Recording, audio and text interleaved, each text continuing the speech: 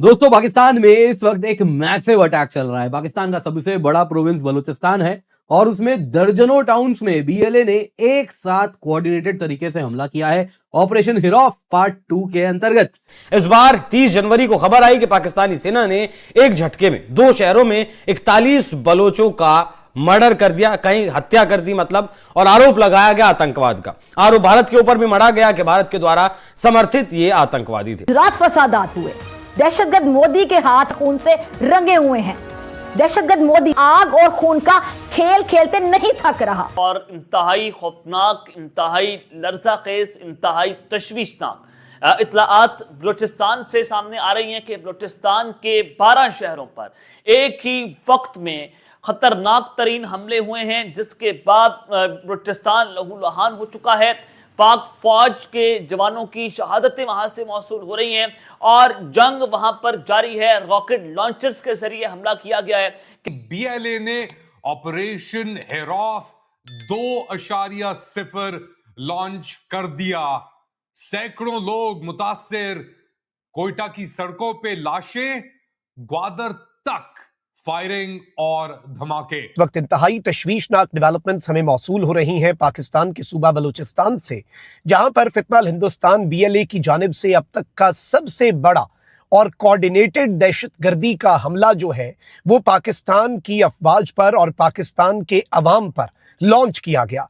हिरौफ 2 नामी ये ऑपरेशन जो कि बीएलए की तरफ से लॉन्च किया गया, ये मुतअद्दिद दर्जनों शहरों में बलूचिस्तान के इस ऑपरेशन को इनकी तरफ से एग्जीक्यूट करने की कोशिश की गई। पाकिस्तान में कहीं मजहब के नाम पर तो कहीं कौम के नाम पर रोजेदारों का खून बहाया जा रहा है। बलूचिस्तान में दहशतगर्दों ने आज सिक्योरिटी फोर्सेस के काफिले को निशाना बनाया है, जिसमें 5 शहीद हो गए हैं, 40 जख्मी हुए हैं। बीबीसी रिपोर्ट कर रहा है कि सिर्फ खैबर पख्तूनख्वा में 2 रोज के दौरान दर्जन से जायद हमले हो गए हैं, जिनमें 5 अफराद जान से गए हैं। वजीर आजम ने दहशतगर्दी में इजाफे के बाद ऑल पार्टीज कॉन्फ्रेंस बुलाने का ऐलान तो किया था, लेकिन अभी तक उस कॉन्फ्रेंस पे क्या पेशरफ्त हुई है ये कोई खबर सामने नहीं आ सकी। लेकिन कॉन्फिडेंस बिल्डिंग मेजर्स होने चाहिए और लगता ये है, आप टेररिस्टों का बयानिया देख लें, पॉलिटिशियंस का किसी का भी देख लें, तो 2 इश्यूज सबसे बड़े हैं।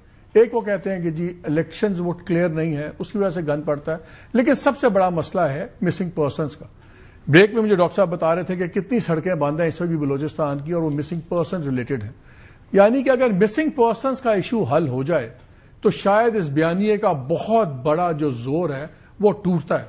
रज़ा रूमी साहब, बलूचिस्तान को दहशतगर्दी से पाक करने का अज़्म तो किया गया, मगर जहां शहजाद साहब ने बात खत्म की, क्या बलूचिस्तान में वो हकीकी सियासी नुमाइंदगी मौजूद है जो दहशतगर्दी को कुचलने के लिए हकीकी सियासी बयानियां देने के काबिल हो?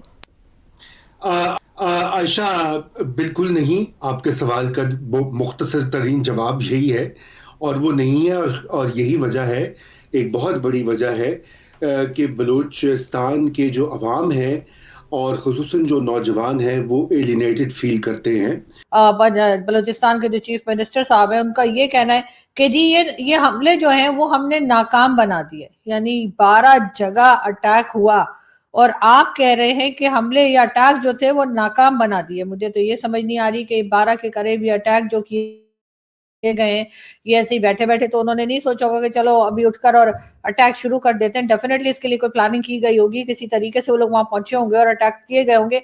तो उस वक्त ये इंटेलिजेंस जो हमारी, जो अपने आप को नंबर 1 कहते हैं, जी हाँ, ये नंबर 1 इंटेलिजेंस जो है ये क्या कर रही थी और इन्हें क्यों पता नहीं लगा कि इस 12 जगह पर जो है ये अटैक होने वाले हैं। यही हमने इससे पहले कई बार देखा, जब जाफर एक्सप्रेस जो है उसको हाईजैक किया गया और कई दूसरी जगह पर जब बलूचिस्तान में अटैक होते हैं तो अब यही कहानी सुना देते हैं कि जी यहाँ पर जो है वो अचानक से अटैक हुआ है और जी हमने हमले या अटैक जो है वो नाकाम बना दिए। जी ये अटैक नाकाम नहीं है, ये कामयाब अटैक है, क्योंकि 12 जगह पर उन्होंने ना सिर्फ ये कि आपके सिक्योरिटी फोर्सेस का नुकसान किया है, 12 जगह उन्होंने अटैक करने में वो कामयाब रहे हैं, लेकिन यहाँ पर क्योंकि अपनी जान बचानी होती है, अपनी जो नाकामी है उसको छुपाना होता है, तो इसलिए बार बार यही कह दिया जाता है कि जी ये जो अटैक्स थे ये नाकाम रहे।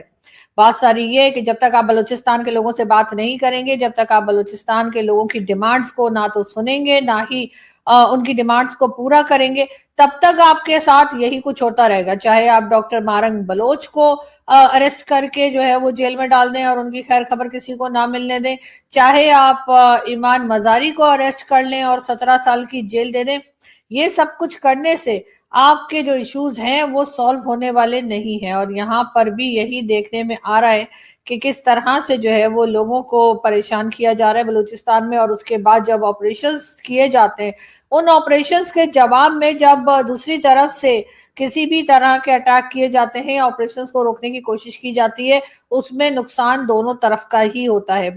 बलूचिस्तान में इस वक्त जो सूरत हाल है, पूरे बलूचिस्तान में जगह जगह दहशतगर्दों ने, सरमचारों ने हमले किए हैं और ये सरमचार उनकी अपनी टर्म है। मकामी सहाफी जिनसे मेरी बात हुई, जिन्होंने तमाम सिचुएशन बताई, उन्होंने ये टर्म इस्तेमाल करते हुए कुछ इंफॉर्मेशन दी है। पाकिस्तान के हालात बहुत गैर मामूली हैं और मीडिया इन हालात को कवर नहीं कर रहा। उसकी रीजंस हैं, एक, शायद मीडिया को मना किया जाता है और मीडिया कवर नहीं कर रहा। दो, ऐसी चीजें चलाने से मना इसलिए किया जाता है कि मोरल डाउन होगा।